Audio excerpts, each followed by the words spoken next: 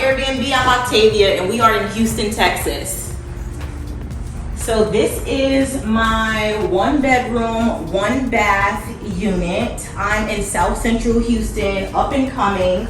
I wouldn't say super gentrified, but almost. A lot of my furniture I purchased from Wayfair on business credit. That was super dope. The small pieces like Amazon business credit as well. My curtains also came from At Home. I turned the unit over in about 4 days. I literally came from New York City, drove my little rental car around to pick up all my pieces. Let's go to the dining room area. So this is my dining room area. Fun fact, this was not always live on the website. So when I listed my unit to Airbnb, I didn't have a dining room table. As a lot of hosts know, there's a shortage when it comes to like delivering furniture. So for a long time, I literally just had dining room tables, dining room chairs and no tables. This way, normally there's a bar there. I opted out of keeping the alcohol because I found out that it was a better liability if anything happens.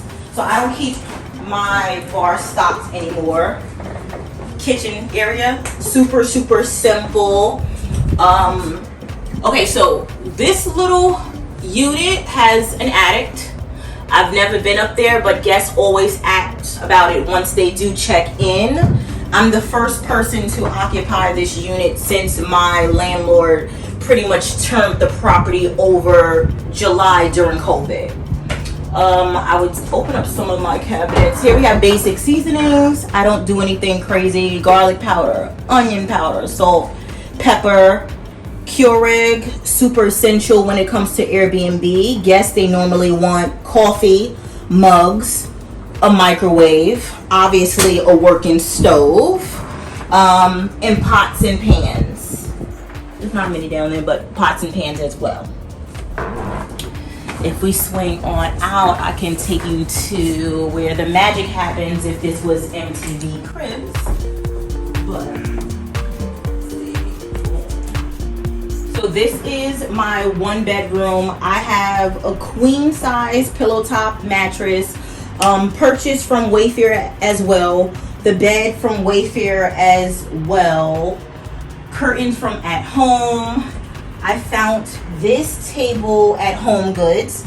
I was on a hunt because I didn't have a dining room table or a living room table, so I literally had to go to like Home Goods and hustle to get something. And this ended up being too small for the living room. So it ended up working out because it was navy blue, and now we have one nightstand because it's super quaint in here. One nightstand is kind of frequent. I see that kind of frequently in the Airbnb space. If you're working with smaller spaces, you don't have to level it out. So what I did is one nightstand over here and a photo over there to balance it out. In my closet, it's super basic. I have a robe, which is Airbnb standards. People really like to see that. I have a hair dryer, I have an iron, and a pack and fold iron board. I'm not really super religious, but you never know the type of client or guest that you get. So I opted out of the star, but I did get the Christmas tree. And I think the tree is perfect for the room because it's super small. I also have a really small mirror hanged up here, and there's also a full-size mirror in the living room. Guests generally want to see images of themselves. They want a photo op. I didn't do the television because personally I'm against televisions in bedrooms. I feel like that's intimate space. But I've gotten a review where a guest told me the only thing I would like is if I can get a television in the bedroom. So I'm working on that, New Year's. And I'll probably put it in this corner since my mirror is already hung. And then this is the storage closet. If you guys want the real, I can show you what it's looking like. I don't know if a lot of hosts live like this, but I do. I run my unit remote from New York City, so this is where my cleaner goes if they have to change linens, get paper towel, toilet tissue, or if I ship anything to Houston, 9 times out of 10, this is where it's going to go after my cleaners pick it up. And this is what it's looking like. So there's my stock: toilet tissues, paper towels, also my luggage since I'm in town for the week. Obviously towels, sheets, yeah, Keurig holders, laundry bin, yeah. So this is my bathroom. This is what sold me on the unit. I thought it was bigger than it actually is. I had to get super crafty here. I'm gonna squeeze by, because since it's so small, there was no room or space to have a mirror. So to make this section a little bit more appealing, I just found a little mirror, and I said, okay, well, let me hang it somewhere in this space. And it still looked so bare and naked, so I ended up getting a matching gold photo, and then I did the same thing on this wall as well. I should probably like put it level to make it more appealing, but that's what I did. Stock of tissue, shower, super quaint and cute, and yeah, this is my my bathroom. This is my unit. This is my first unit in Houston.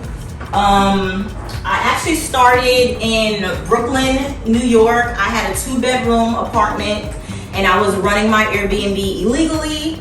I ended up getting in some trouble with the landlord, and that made me change the business model. I said, let me figure out a way where I can do this on a grander scale.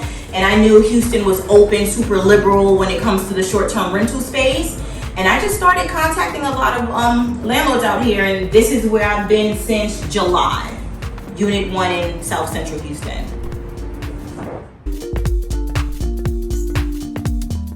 Welcome guys, thank you guys so much for coming back to my channel. We have Octavia here in Houston, Texas, all the way from New York City. Yeah. You know, we have a great interview today with her. She's going to explain a lot of different things from out-of-state arbitrage and how her job is to look for benefits of increasing your Airbnbs. So Octavia, how did you get into all of this? Okay, so I started out doing an illegal Airbnb in Brooklyn, New York, and things went left because my landlord wanted to take me to court.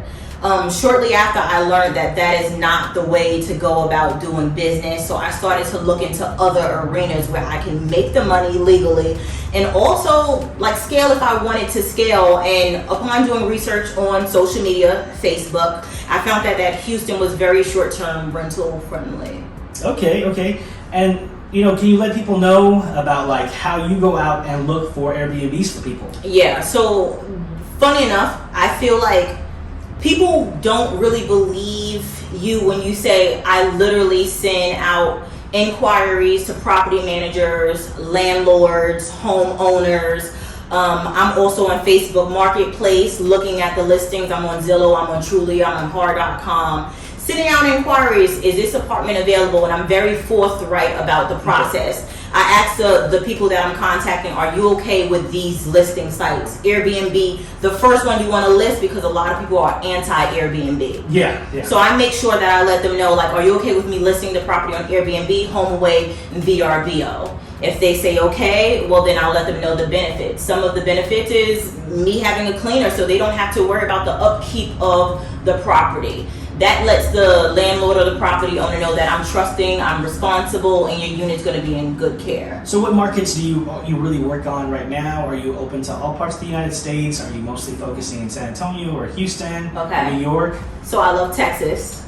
Texas, and I would say like Texas is my thing right now. I'm in a really good pocket. Like I have great luck out here.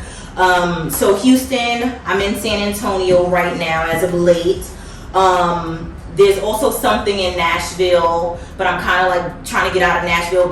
It's not like oversaturated, but there's so many people there. They know the one property, but I'm open to, I can find anywhere. That's my gift. Like I can find anywhere. So, okay, I get in contact with you. How do I go about like saying, you know what, I want to start here in Houston. I have so much money. I need to like, what is the time that from the first call we have until my unit is furnished and start having a cleaner and everything like that to my first payment? How long would it take? Okay, so me personally, I know a lot of people promise shorter turnaround. Me, I can do 6 to 7 weeks. I'd say 8 weeks if you're in a really tricky market like California, maybe even Atlanta, which is super competitive. But you'll contact me. I do a lot of my business on social media, on my phone, mostly Facebook, a little bit of Instagram, but mostly Facebook. You'll contact me. My site is not up now, but if you contact me on Facebook, I can send you a PayPal or a Square request where you'll drop your deposit. I'll sign you up. You'll do a contract. You'll tell me the market that you're into, and I'll tell you if I can work within that area to find you something. If it's Atlanta, I'm probably going to turn you down. It's too competitive there. The market's changing. It's a waste of my time and a waste of your money, according to me. So I'll try to talk you into something else. If we can work together, great. Once you do that, I'll get on a discovery call with you. I'll figure out what your budget is. I'll also figure out what your credit is, because if you don't have the credit, because I only do rental arbitrage. So if you don't have the credit, I can't find you a property.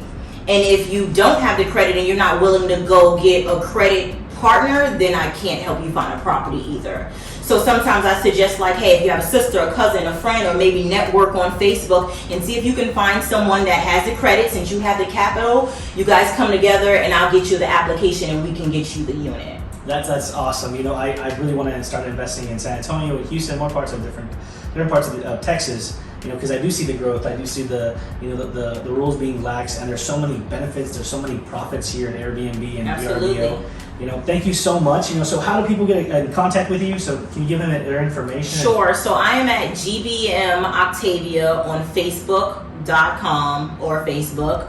Also, if you want to reach me, you can reach out at OctaviaDriver@hotmail.com. I'm always accessible. My unit is online. I have client referrals, but just feel free to reach out.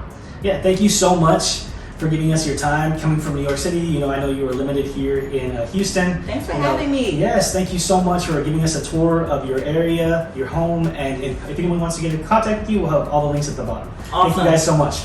Bye. Bye.